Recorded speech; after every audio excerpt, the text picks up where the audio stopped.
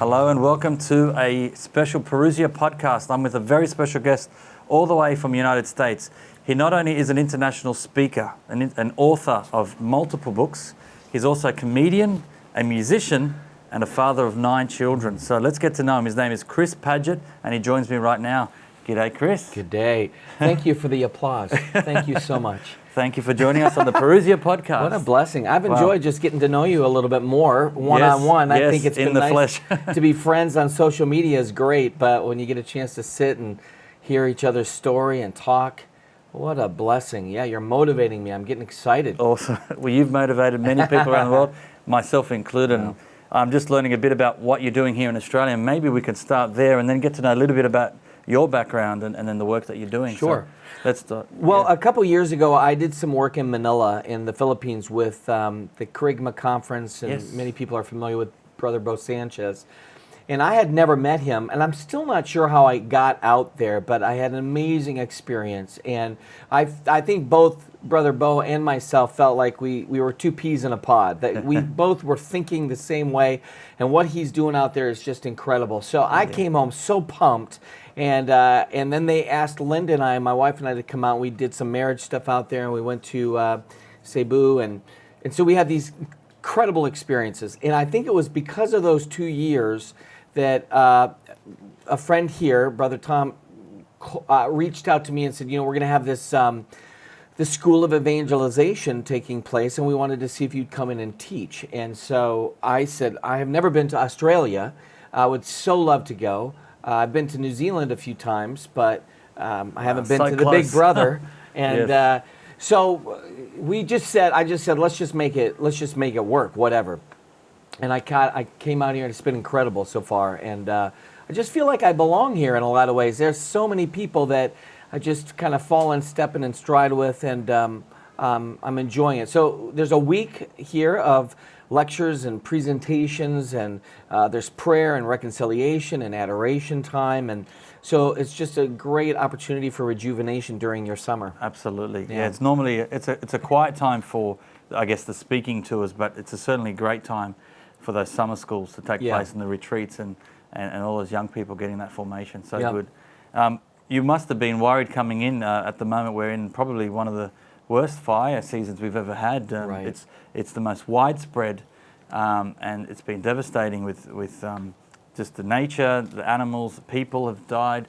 And I know there's a warning for American travelers coming to Australia. It was on my phone, Yeah, I think they wanted to encourage me to potentially reschedule or rebook, reroute.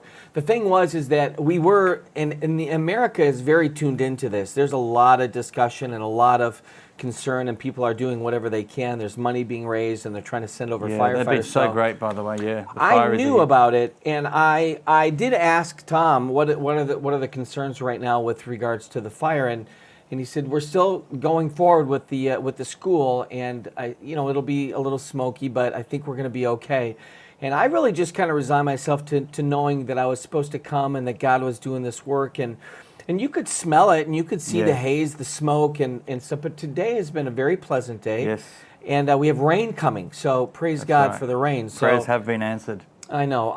So ultimately, we're all worried about stuff like that. And Manila just had the eruption of the volcano in that area, and that's right, unexpected. And so, I kept thinking, and then the earthquakes that were happening.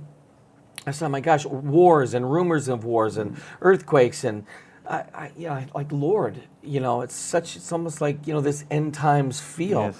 But I think the great consolation is that God is in control, and that we can lean into Him even more, and ultimately it just shows that people are so in need. And we have a chance to step up and be blessings. Really. So true. Let's talk a bit about God, your relationship with Him. You haven't always been a Catholic. Can you tell us a bit about your journey into the church and how long you've been a Catholic, and now that you're in ministry, what's going on? Sure. So I grew up Protestant, grew up in a Assembly of God background, a Baptist, a Nazarene church, different denominations with kind of different areas of emphasis. In Easter of 1999, I entered the Catholic Church, and I came into the Catholic Church partly because I had done some exploring and really some heavy research when we started doing music ministry. I was in a band. You You probably heard of us, Boys to Men. And so I did this band for a long time, and we started doing work in these Catholic churches. And I was exposed to, on a lot more personal level, people who had great faith life, but were, in a different denomination and looking at things very differently than I did. Now, I grew up in a church that was very anti-Catholic, and so I had inherited a lot of opinions that were not true. And what I found when I interacted with Catholics was, man, they're not what I thought. Like, there's a real faith there. So what do I do with that? And so I started studying, and the more I studied, the more I realized there's a lot of reason for why they do what they do. And it's funny, we were talking about Scott Hahn earlier, and I always joke and say, and I've told him this too, but it was Henry Nouwen that probably introduced me to Catholicism in a way that was appealing. I found his writing to be very beautiful and profound. But I got a hold of Carl Keating's book, Catholicism and Fundamentalism, and that confronted me. And the things that he talked about, I was very familiar with. I had handed out Chick tracts. I was super into Last Days Ministries with Keith Green. He was my all-time, probably go-to favorite guy. David Wilkerson, I was all about his stuff. Like, you name it, if it's mentioned in that book, like, I knew those guys. And I had actually even been accepted to Jimmy Swaggart Bible College. Oh, wow. So, which I did not go to, but Tim Staples did, if I recall. Yes, we're familiar with that. So that was kind of my world. And when I'm reading this book, I'm like, what is the deal? And Carl Keating made me mad. He made me mad because he would say some things that I just thought, this is insane. And then other times he would say things and I'd be like, I'm afraid that makes a lot of sense. And so I was hooked. And at that point, I'm like, let me just read whatever I can about Catholics. And then I had a friend working for St. Joseph's Communications. Yes. And so we kind of stole a bunch of tapes and stuff. And so as we traveled from gig to gig, I would listen to all these Scott Hahn tapes. So what are they? What are these tapes you talk about? They're from What's like a the tape? Saint, right? They're like a record. Yeah. The funny thing about those tapes were most of the tapes at that time were Scott Hahn. You had a couple, Steve Ray.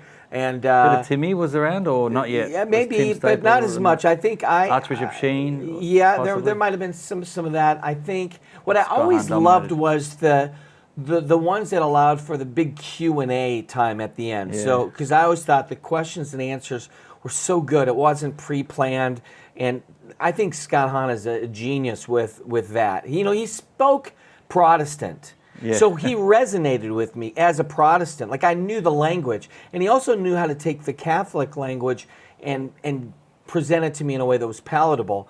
But it wasn't like an easy fix, because I would come home and I had these lists of all things Catholic, and I'd be like, what do I believe about this? Where am I at with that? And long story short, I just really felt like I had this moment of clarity where I think the Lord spoke to me and he said, Chris, for 20-something years, you've been the final authority when it came to faith and morals. And the truth is,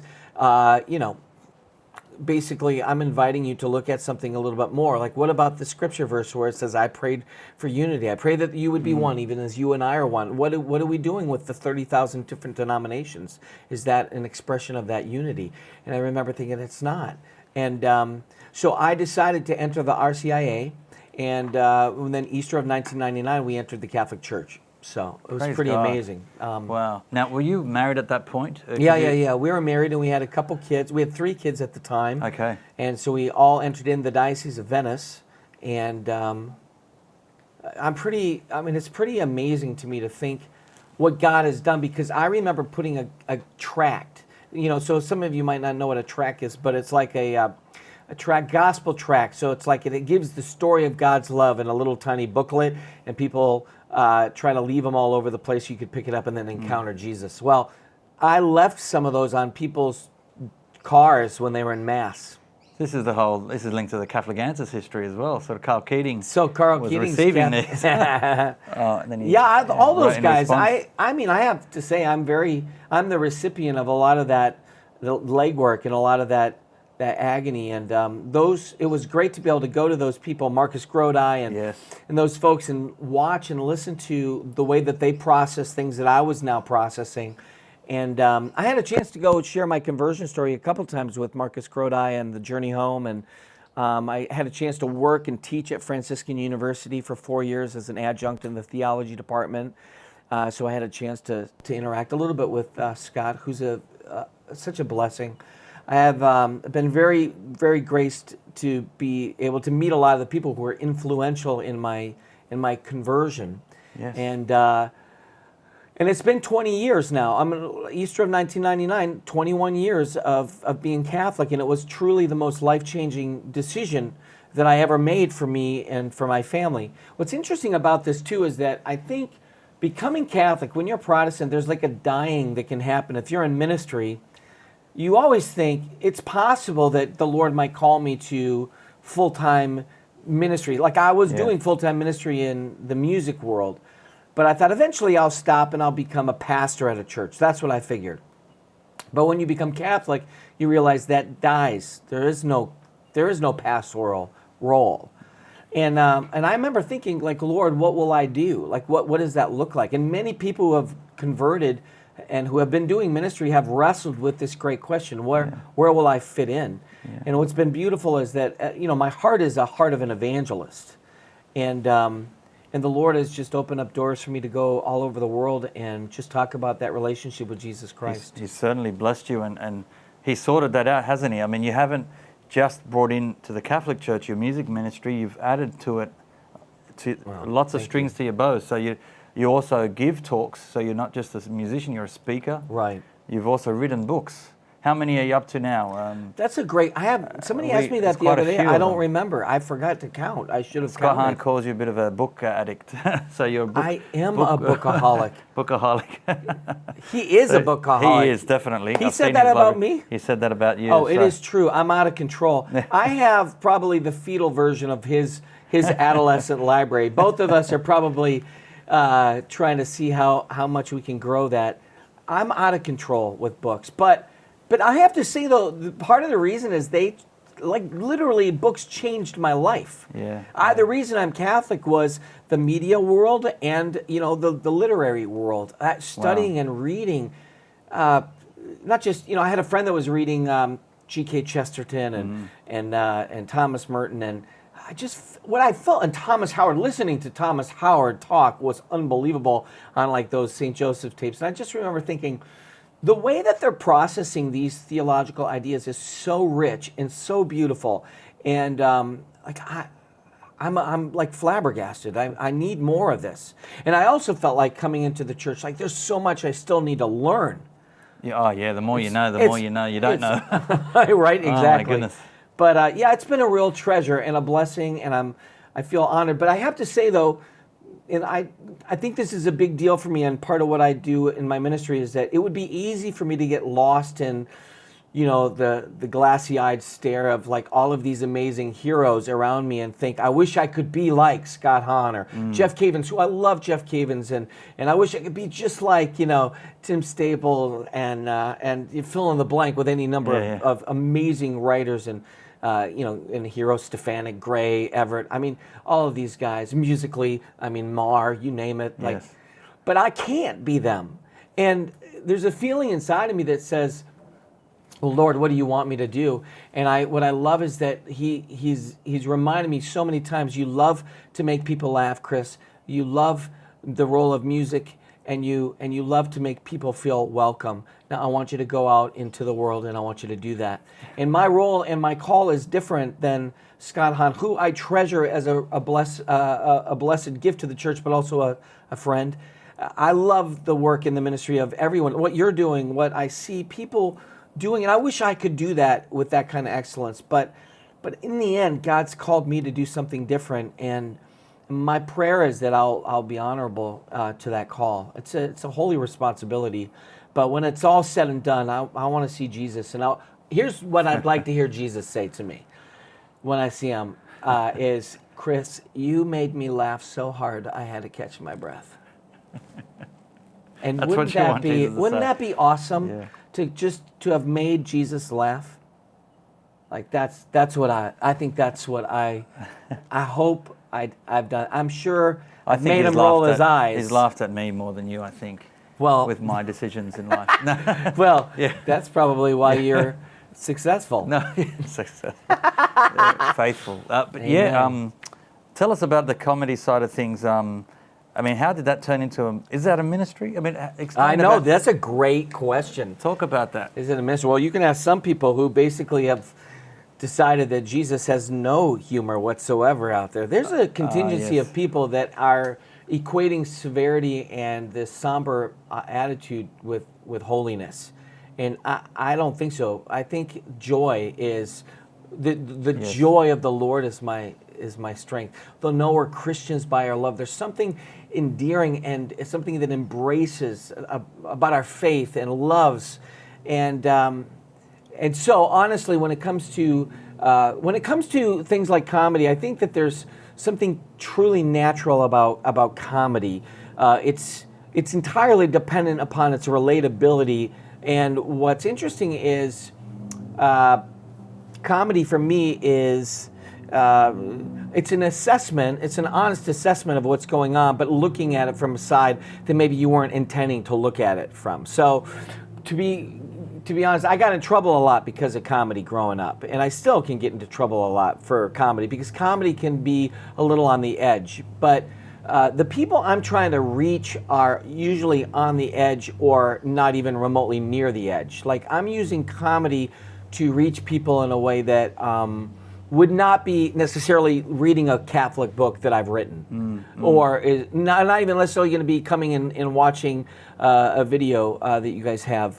They're the kind of people that are going to the clubs, and they're the kind of people that are in the secular milieu. And what I'm interested in is using comedy the way that I see people like Brian Regan, Jim Gaffigan, Kevin James. These are guys that have some real integrity, and they're using comedy very smartly and efficiently for the beauty in and of itself. But some of these guys are very faith-filled people, and they're using their gifts and talents in a way I call it pre-evangelistic.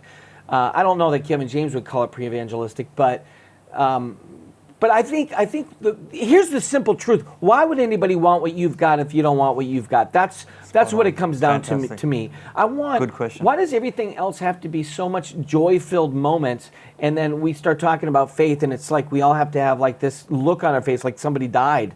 Yeah. Well, he did, but then he rose again. Yeah. But then he rose again. That's right. So, Oh, brilliant. You've given us an insight to your comedy. I don't know if I did a good job at that at all. I mean, I might have just rambled. We probably need to clip most of it. I mean, hopefully we can save this. Well, here's your chance to save it.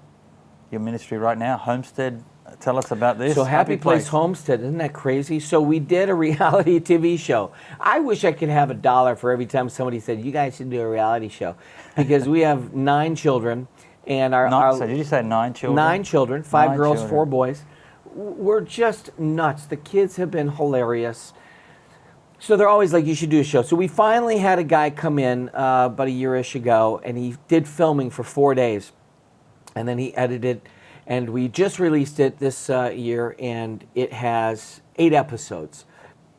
And I have to tell you, they're hilarious. He did such a great job with editing. And along the routes of hilarious, there's some pretty serious moments, too. We have one episode where I go to the mall to go to confession, because there's a little place in the basement of this mall where you can go to confession. And so you kind of following me as we're doing silly stuff, and then we go to have dinner and yada yada, and then we end up downstairs and go to confession. So we're just taking real life moments and we're putting it together in a bit of a comedic flow, and then just telling a story. What does it look like in the Padgett family? What I think the only rule was no drama, no forced drama, and no fake. So it has to be something that's real. If we're going to say it's a reality show, it should be real. And then one of the episodes that's so powerful is the episode that we did about my daughter, Sarah, who had gotten pregnant as a teenager, and then she tells that story. It's so insanely good. It's powerful. So, how do people get to see these episodes? If you go to YouTube and just type in Happy Place Homestead, yep, you should be able to just see the thing that says Happy Place Homestead Show and click on it. There's lots of videos there, and the episodes are pretty funny, but they're serious topics, and again, I would call that pre-evangelistic. What's been cool about that show is that people have watched it who are not Catholic and loved it, who aren't even religious and loved it, people who are Catholic and thought it was exactly what they wanted to see, And you can watch it with the whole family and not have to worry about scandal. Now, there's a funny part in the beginning episode, but after you get past that emotionally and go to therapy, you'll be okay. So anyway, blah, blah, blah. But I think that's our goal. Like, what do we do to reach people? That's how we look at life. That's how we're doing ministry. That's really how we're using our gifts and talents. And I'm going to let those guys do the most that they can do to reach the most amount of people. It reminds me of Brother Bo Sanchez, who said something like this. He talked about what his ministry was to a lot of the bishops in the area, the Catholic bishops, and he basically asked a simple question: how many people are coming, to the church from, the populace here? And the answer was in the 20%-ish range. 20 to 40%. For the Philippines. For the Philippines. Yeah, putting it in perspective. Yeah. For the Philippines. 90% Catholic.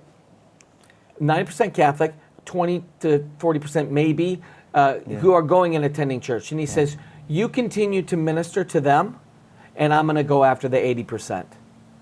And that's the beauty of what he's doing. He wants to reach people. Now, he's not in competition with the Catholic Church. This is what I love, is that he is seeing conversions. People are giving their lives to Christ. They're falling in stride, and then he's introducing them to the Mass, Catholic teachings, and then they get into the church. And I think that's kind of where I'm at. I want to reach the people who are not being reached. Yes. Matthew Kelly asked me a number of years ago, and he said, 20%, you got 10% that are liberal Catholic who don't want anything to do with anybody else, and you have 10% of very faith-filled Catholics who everybody's trying to get their money.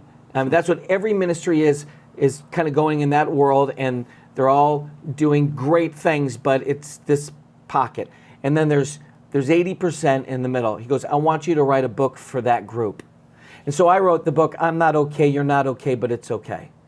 Tell us a bit about that book. That book to me was huge for me, because that really allowed me to tap into my evangelistic heart. And really what it came down to was, if you've ever felt like you didn't fit in, if you've ever felt like you're a little bit dysfunctional and have made mistakes, and how could God forgive you, then there's hope, because God's already aware of your mess and he still loves you.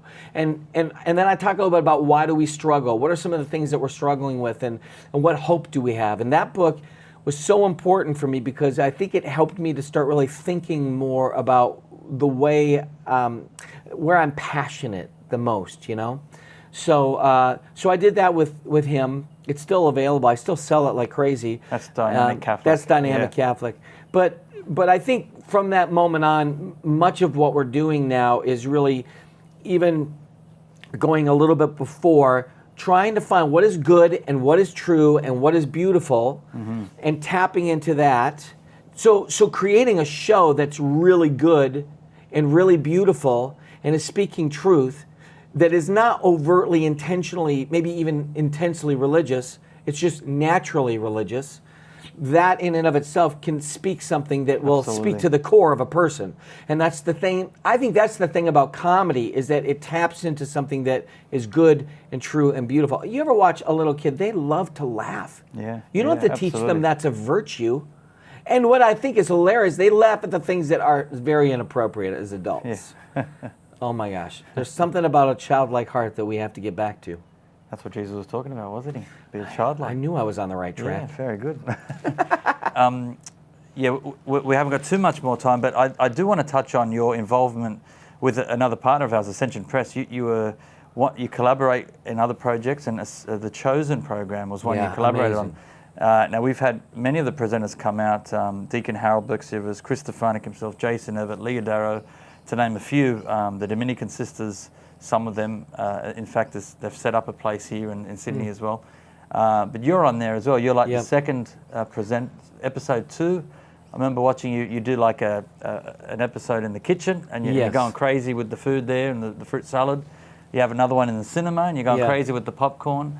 There's another one on the Holy Spirit, and you're sort of having a bit of fun there. So how was that project? And I guess from your perspective, what impact has Chosen had from what you know? Oh, I love the Chosen program. It's the greatest business card I've ever had. I mean, I think The cool thing about that is that everybody remembers the fruit salad episode. Yeah. And it was crazy. It was food insane. went everywhere, It was so funny. In fact, they were getting fruit off the ceiling like a couple weeks later. I knew the guy's house that we were in from some Florida days, and he's a good friend. But we got to get some episode on this. Miguel, remind me. We got to put some cutaway image of that episode on this. That's an awesome video. one. The thing about Chosen is that what I loved about that project was that it was going to use the medium in which kids were processing information, and it also disconnected it from the traditional, school experience that they were already going through. And I think they wanted to do it different, and I think it's made a huge impact because of that. And I love the Chosen program a lot. I've been a huge proponent of it, and continue to applaud the work that Ascension Press does on a regular basis. Matt Pinto's a genius, and I really appreciate that. Great. Oh yeah, the impact it's having. Of course, praise God. Phenomenal. And Stefanik, of course, was the machine behind that. That boy was doing some great work. He was the reason that I got to be a part of it. Stefanik asked me if I'd be open, and I thought this is great. But I think what was cool about that was that once I got there and we started doing video, I think they realized how insane I am. And so they gave me free reign. I mean, I had to follow the script and stuff that we had written up and what we were working on. But when it was said and done, I think they let me unleash. And so when my wife came in, because Linda came in and did some stuff from Omnipotence, their program. Yes. And she said that when she was there, the people behind the scenes kept showing the outtake videos that nobody has ever seen. But because it's just madness. It was madness at all times. So to be honest, I love a video camera. I mean, there's something about that moment that's good. Now, I haven't seen how I look in this one. There might be things I don't love with my double chin, right? But I assume you use the skinny lens. Anyway. We'll do our best. No promises. Right? God made you the way you are. Amen. So we should be blessed with that. I am thankful for that. Although I think I'm a little bigger than he intended, but whatever. You're a funny man. I joke and say, our bodies are temples of the Holy Spirit. I just feed mine like it's a basilica. So there's that. So do you have the 1001 joke book written? No. Maybe that should be your next book. Oh, I would never want that. I don't want to have other people's jokes. I want to just use my own. I'm even hesitant about watching too much, comedy specials because I don't want to take anything. I want it to be as naturally mine as possible. But yeah, it's funny you say that. I loved comedy stuff as a kid, though. Like I was super gravitating towards that. But it's got to be funny, though. A lot of people, if you don't laugh at comedy, it's not comedy. So as long as you're funny, it works. That is true, actually. Yeah. I mean, what's weird, though, is it's a little subjective. Yeah, that's right. Because some people love, a particular comic and other people don't. But I'm super lovable. I don't know how you couldn't love me. Yeah, Just I can't look. complain. I'll let you decide about that. But we're going to wrap up on that. But in closing, I wanted to maybe how do people, our viewers, our listeners, get to know more about you? So there's the Homestead. You've got music albums, you've got books, you've got CDs, you've got online digital world, social media. Tell us just how do we get plugged into Chris Padgett? So I do a lot of stuff on Twitter. It's just lowercase all together, no spaces, Chris M. Padgett, Padgett. Okay. I do a lot on Instagram. That's just lowercase all together, Chris Padgett. I think there's a lot of Chris Padgetts out there, but I think you'll find mine. Yep. The Happy Place Homestead on YouTube is really the big deal now. That's where we're putting a lot of stuff. But I do have a Facebook page that we're doing a lot of work with the comedy. We have a comedy tour coming out this year called I've Been Weird My Whole Life. And but I can't figure out how to direct people there. It's just Chris Padgett Friend, but it's a page. So I don't know if we can figure that out. So go to Facebook, type in Chris Padgett Friend, and we'll find. I hope. We tried it earlier. I had trouble. We'll find it and put it up on the bottom here in the comment section. And the last is just books. I think you just type my name into Amazon or whatever the equivalent is here, and it should come up. But I think ultimately if people are looking, they can find me. I mean, I don't do as much music anymore as I did, although I'm writing a little bit. But I'm working on a book right now. Hopefully it'll be out soon. It's called Keep Your Head Down and Your Faith Up. Okay. And it's just this idea of, just move in the direction that God wants you to, quit comparing yourself to others. I like the writing medium a lot, but I don't know. Yeah, Who knows? Maybe I'll get a chance to come out and we'll do something together. Us, yeah, you know, absolutely. We'll write something Parousia together. tour. That'll be phenomenal. That would be phenomenal. A final message. Beauty and the Beast. Beauty and the Beast. What do you think, Miguel? Miguel's behind the camera at the moment, so he's joining this. You could be the teacup, Miguel. So, final message. I mean, just there we are. Yeah. Here's What do my you think? encouragement. What can we take home? My encouragement to you is you're not an accident. I mean, you might have been a surprise, but you're not an accident. And God has made you exactly the way you are for a reason, and He wants to do something profound in you and to you and through you. And I just think you should take a big breath and realize that you are so amazing to God. Like the one who can create something out of nothing intended for you to exist and maintains your existence. And honestly, if God can use someone dysfunctional like me, He can use someone normal like you. So fall in love with Jesus. And I know that sounds weird maybe in this day and age, but it's the one thing that has the greatest of consequences, eternal ramifications. I'm encouraging you. I'm cheering you on. Brilliant. Thank you, Chris Padgett. Thank you for joining me on the Parousia podcast. Teach me how to grow a beard. That'd be good. I'll need it. You need some Middle Eastern blood there. Oh. Yeah. I'll go look. Maybe we can work that out. A little blood transfusion. Wouldn't that be weird if you could give me a blood transfusion and I grew a mustache? Blood brothers. That would be awesome. Okay. If you're watching this on YouTube, like or subscribe, press the bell so you get all the notifications. If you're listening to this on Cradio or on the Parousia podcast, please share this among your family and friends and get the word out there. Thanks for joining us and have a blessed week.